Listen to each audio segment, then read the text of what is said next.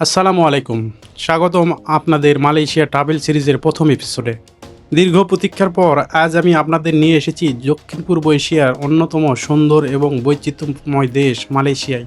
আধুনিকতা আর ঐতিহ্যের এক দারুণ মিশেল এই দেশটিতে আমাদের আগামী কয়েকটা দিন কেমন কাটবে তারই শুরু হচ্ছে আজ। মালয়েশিয়া সিরিজের একদম প্রথম পর্বেই আমরা চলে এসেছি কুয়ালালামপুরের সবথেকে আইকনিক স্পট বিশ্ববিখ্যাত বাতু কেভস এক্সপ্লোর করতে। 40 কোটি বছরের পুরনো এই পাহাড় আর 272টি রঙিন সিঁড়ির রোমান্স নিয়ে শুরু হতে যাচ্ছে আমাদের এই যাত্রা। পুরো সিরিজে আমি আপনাদের সাথে মালয়েশিয়া ভ্রমণের খুঁটিনাটি সব গাইডলাইন শেয়ার করার চেষ্টা করব। সো আর দেরি না করে চলুন শুরু করা যাক আমাদের মালয়েশিয়া সিরিজের ফার্স্ট এপিসোড।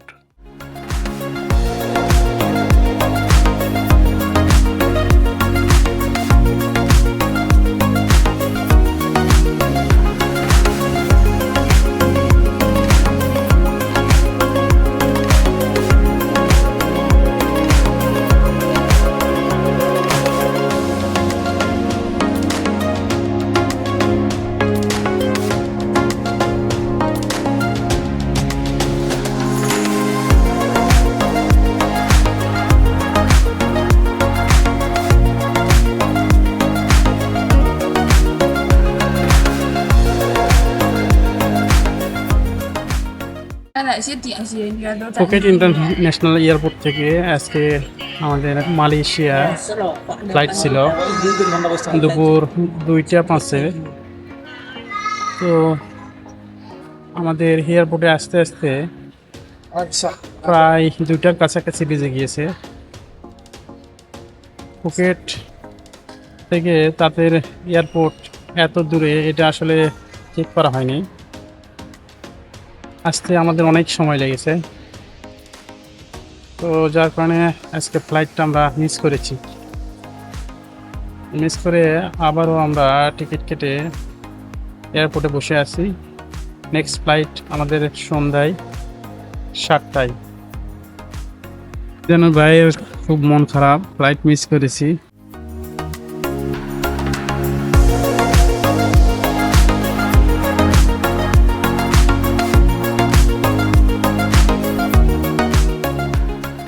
মালয়েশিয়া ঢোকার আগেই সেরে নিচ্ছি সবচেয়ে জরুরি কাজটা, কারেন্সি এক্সচেঞ্জ। থাই বাত পাল্টে হাতে নিয়ে নিলাম মালয়েশিয়ান রিঙ্গিত।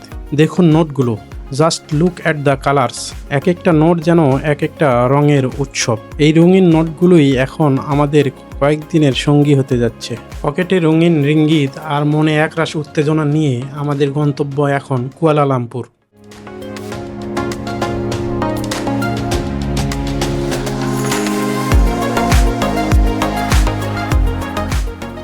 এয়ারপোর্টের ইমিগ্রেশন আর একগাদা ফর্মালিটি শেষ করতে আজ বেশ ধকল গেল।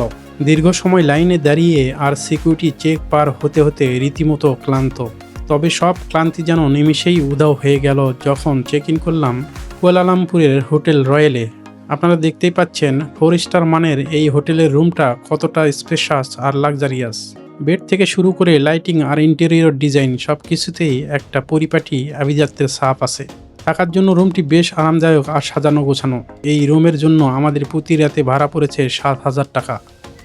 তো এখন আপনাদেরকে ওয়াশরুমটা দেখাই।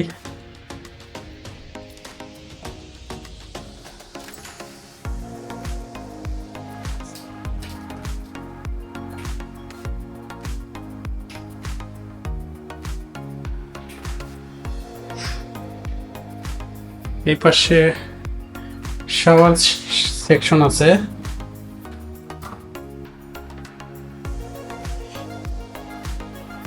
ছোট্ট একটা শাওয়ার সেকশন।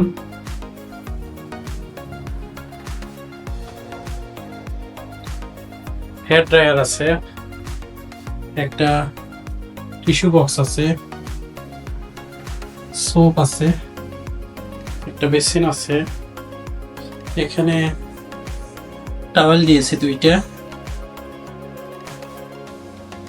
এখানে হাই কমোড রয়েছে, টিস্যু রয়েছে।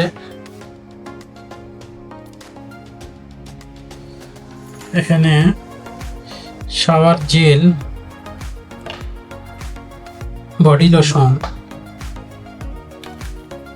শাওয়ার ক্যাপ,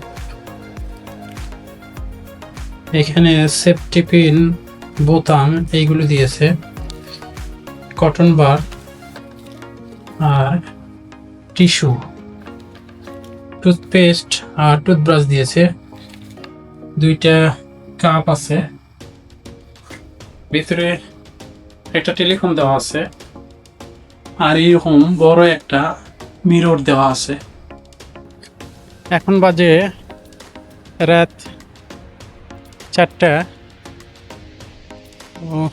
অনেক দৌড়াদৌড়ি আর টেনশন পরে শেষমেশ মালয়েশিয়া এসে পৌঁছে গেছি। আজকের দিনটা শুরু হয়েছিল একটু বাজেভাবেই। সকালে ফ্লাইট মিস করেছিলাম, আর সেই ফ্লাইট ধরার জন্য আবার নতুন করে এয়ার টিকিট করতে হয়েছে। তো আমাদের ফ্লাইট ছিল 7টায়, পরে সেটা ডিলে হয়ে 8টায় ছেড়ে দেয়। ফুকেট থেকে মালয়েশিয়ার ফ্লাইট ছিল আমাদের 1 ঘন্টা 20 মিনিটের। ভেবেছিলাম এখান থেকে অন্তত আর কোনো ঝামেলা হবে না, কিন্তু মালয়েশিয়া এয়ারপোর্টে নেমে ইমিগ্রেশন প্রসেস করতে আর ফর্মালিটি শেষ করতে অনেক সময় চলে গেল। তারপর গ্র্যাবে ট্যাক্সি বুকিং করেছিলাম, সেই ট্যাক্সি এত দেরিতে এসেছে যা বলার অপেক্ষা রাখে না। শেষমেশ আমরা বাসে করে এসেছি। রাত 4টার সময় আমরা ডিনার করতে আসলাম। আমাদের হোটেলের পাশেই একটা রেস্টুরেন্টে অনেক ধরনের খাবার আছে, চিকেন, নুডলস, ভেজিটেবল, ফিশ, সব কিছুই আছে।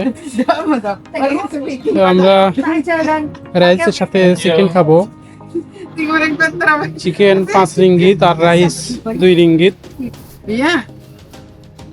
এখানে অনেক ধরনের খাবার আছে। এই যে সাদা ভাত, তার সাথে চিকেন নিব। Belum bolo, ding tanyai dia. Iya, iya.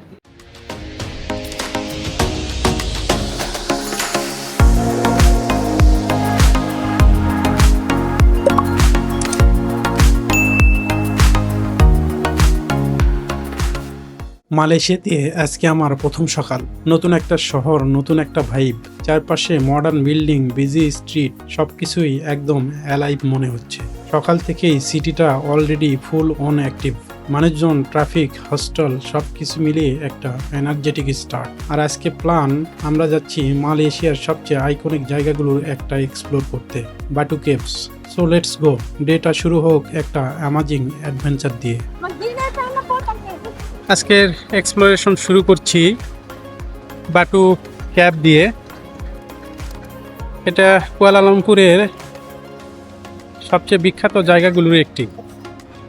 এটা হলো মন্দিরের একটা অংশ, বিশাল পাহাড়, তার পাহাড়ের নিচেই এই মন্দিরটা। তো একটু সামনে গেলে আমরা বড় মূর্তি দেখতে পাবো। এখানে অনেক বানর দেখা যাচ্ছে, পর্যটকও অনেক বেশি আছে।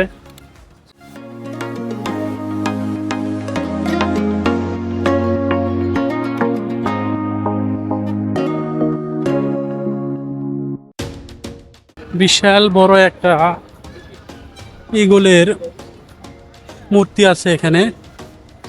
পাহাড়টা কিন্তু অনেক বড়, ভিডিওতে কত বড় সেটা হয়তো বোঝা যাচ্ছে না, কিন্তু অনেক বড়। অনেক বানর এখানে আছে।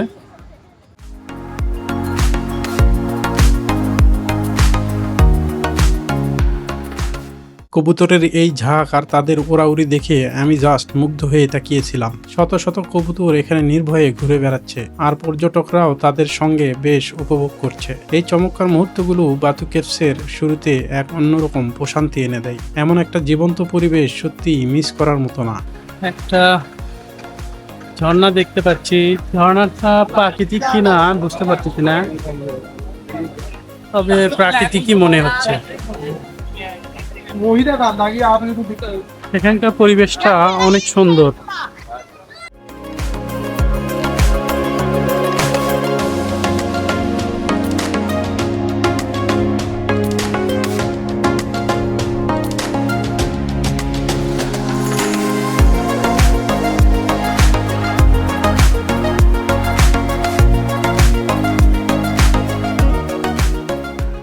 আপনারা যে বিশাল সোনালী মূর্তিটি দেখছেন এটি হিন্দু দেবতা মুরুগানের 140 ফিট উচ্চতার এই মূর্তিটি শুধু মালয়েশিয়ায় নয় বরং বিশ্বের অন্যতম উঁচু হিন্দু দেবতার মূর্তি। এটি তৈরি করতে প্রায় 3 বছর সময় লেগেছিল এবং প্রায় 350 লিটার খাঁটি গোল্ড পেইন্ট ব্যবহার করা হয়েছে একে এই উজ্জ্বল রূপ দিতে। মূর্তির এই বিশালত্ব সামনে থেকে না দেখলে বিশ্বাস করা কঠিন। মূর্তির ঠিক পাশেই নজর কাড়বে বাতু কেভসের সেই সিগনেচার 272টি রঙিন সিঁড়ি। 218 সালে এই সিঁড়িগুলোকে রংধনুর রঙে রাঙানোর পর পুরো জায়গাটির রূপ পাল্টে গেছে। এই সিঁড়িগুলো বেয়ে আপনাকে মূল গুহায় পৌঁছাতে হবে। নিচের এই চত্বরে আরও রয়েছে বেশ কিছু ছোট ছোট মন্দির এবং কালারফুল আর্কিটেকচার। আর চারদিকের এই চুনাপাথরের পাহাড়গুলো কিন্তু আজকের না, এগুলো প্রায় 40 কোটি বছরের পুরনো। নিচ থেকে যখন এই পাহাড় আর বিশাল মূর্তিটির দিকে তাকাবেন তখন প্রকৃতির কাছে নিজেকে সত্যিই খুব ছোট মনে হবে। তবে মনে রাখবেন এটি একটি পবিত্র ধর্মীয় স্থান, তাই এখানে প্রবেশের আগে হাঁটু ঢাকা পোশাক পরা বাধ্যতামূলক। চলুন এবার এই রঙিন সিঁড়িগুলো বেয়ে উপরে ওঠা যাক।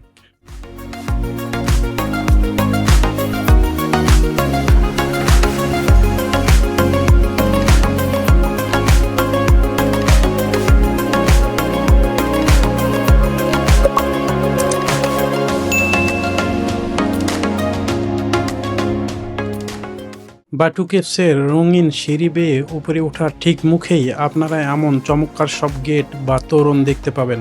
এই গেটগুলোর উপরে যে ছোট ছোট রঙিন মূর্তিগুলো দেখছেন এগুলো মূলত হিন্দু পৌরাণিক কাহিনীর বিভিন্ন দেবদেবীর অবয়ব। দক্ষিণ ভারতীয় দ্রাবিড় স্থাপত্যশৈলীর এক অনন্য নিদর্শন হলো এই নিখুঁত কারুকাজ।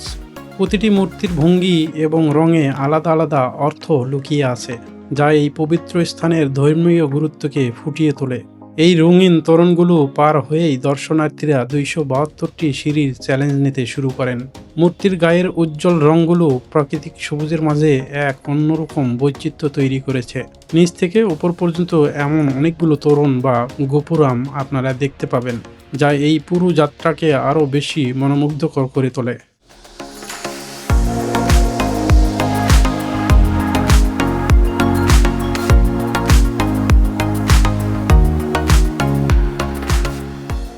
এই যে সামনে যে কালারফুল সিঁড়িগুলো দেখতেছেন এটাই বাটু কেভসের সবচেয়ে আইকনিক পার্ট। মোট প্রায় 272টা সিঁড়ি বেয়ে উপরে উঠতে হয়। আগে এগুলো নর্মাল কালার ছিল, কিন্তু 2018 সালে এগুলোকে এই ভাইব্রেন্ট কালারে রিপেইন্ট করা হয়। তারপর থেকেই এই সিঁড়িগুলো আরও বেশি পপুলার হয়ে যায়। টুরিস্টদের কাছে এটা এখন একটা মাস্ট ভিজিট ফটো স্পট। একদিকে এতগুলো কালারফুল সিঁড়ি আর অন্যদিকে পাশে ন্যাচারাল লাইমস্টোন হিল। কম্বিনেশনটা একদম ইউনিক। উঠতে একটু কষ্ট হলেও উপরে পৌঁছানোর পর ভিউ আর এক্সপিরিয়েন্স একদম আলাদা।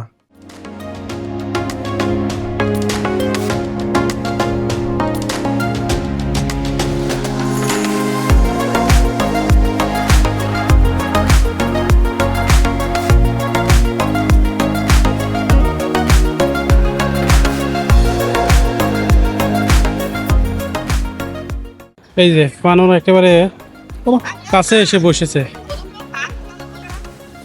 ক্যামেরাটা কেড়ে নিয়ে যায় নাকি ভয় লাগতেছে।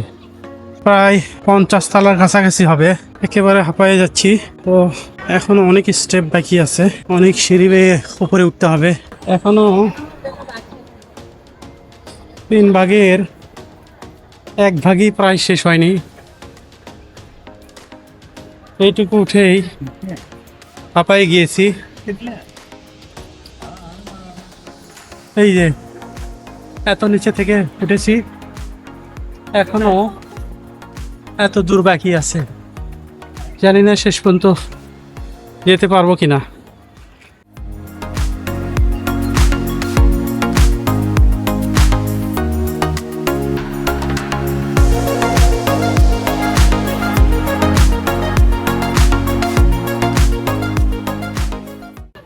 এই যে কত উপরে উঠেছি, মনে হচ্ছে পুরো শহর একেবারে পায়ের নিচে, আমরা অনেক উপরে। কয়েকটা সিঁড়ি পর আমরা রেস্ট নিচ্ছি, একেবারে হাঁপায়ে যাচ্ছি। আর মনে হয় উঠতেই পারবো না, এরকমটা মনে হচ্ছে।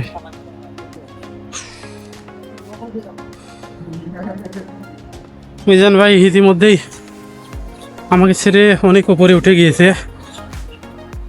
উপরে এসে একটু ঠান্ডা বাতাস পাচ্ছি, মনে হচ্ছে প্রাকৃতিক এসি। আমরা প্রায় কাছাকাছি চলে এসেছি, জানি না উপরে যাওয়ার পরে আবারও উঠতে হবে কিনা।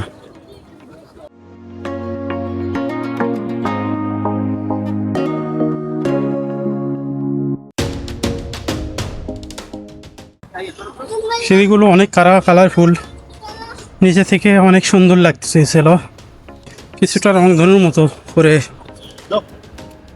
রং করেছে। এখানে এসে দেখছি বৃষ্টি পড়ছে, আসলে বৃষ্টি কোথায় থেকে পড়ছে? উপরে পাহাড়, পাহাড় থেকে বেয়ে বেয়ে নিচে পানি পড়ছে। এটা হলো মেন কেভের এন্ট্রি। তো আমরা এখন কেভের ভিতরে ঢুকবো, ঢুকে দেখা যাক কত দূর যেতে পারি। এত দূর ওঠার পরেও প্রায় 50 তলা সমপরিমাণ একটা উঁচু পাহাড়।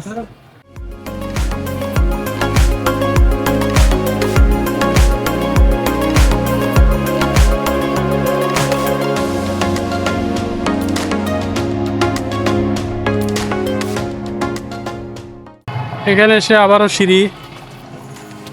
সিঁড়ি বেয়ে উঠতে হবে। একটা মন্দির আছে, শ্রী ভেলায়ুথার টেম্পল, এটাই মূলত মেন টেম্পল। 272টি সিঁড়ি ভেঙে উপরে ওঠার পর যখন এই গুহার ভিতরে পা রাখবেন, তখন এক অদ্ভুত শীতলতা আপনাকে গ্রাস করবে। পাহাড়ের একদম গভীরে অবস্থিত এই বিশাল প্রাকৃতিক চেম্বারটি প্রকৃতি মূলত ক্যাথেড্রাল কেভ বা টেম্পল কেভ নামে পরিচিত। এর ভেতরকার ছাদ প্রায় 100 মিটার উঁচু, যেখান দিয়ে চুইয়ে পড়া প্রাকৃতিক আলো এক অপার্থিব পরিবেশ তৈরি করে। আপনার চারপাশে দেওয়ালে তাকালে বুঝতে পারবেন চুনাপাথরের এই স্তরগুলো কয়েক কোটি বছরের বিবর্তনের ফল। গুহার ভিতরটা এতটাই বিশাল যে এর আর্কিটেকচার দেখলে প্রকৃতির সৃজনশীলতার কাছে অবাক হতে হয়।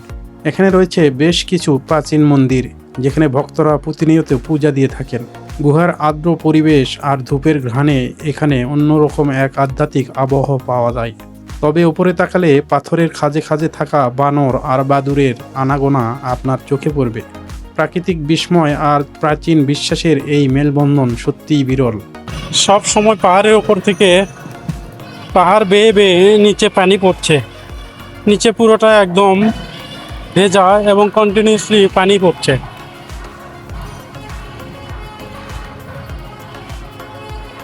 এটা মন্দিরের ভিতরের অংশ, আমি বাইরে থেকে ভিডিও করছি।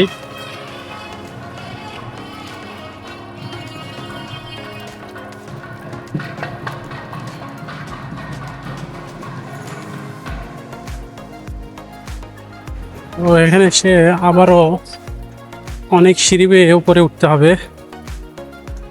জানি না এই সিঁড়ি কত দূর পর্যন্ত উপরে যেতে হবে সিঁড়ি বেয়ে আমাদেরকে, দেখা যাক উপরে কি আছে।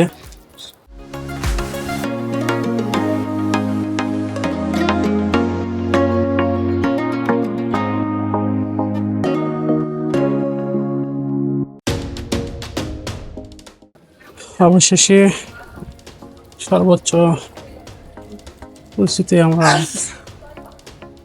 চলে এসেছি। তো এখানেও একটা মন্দির, এখানে অবশ্য খোলা আকাশ দেখা যাচ্ছে, চতুর্দিকে এরকম পাহাড়, এখানে একটা মন্দির আর উপরে খোলা আকাশ।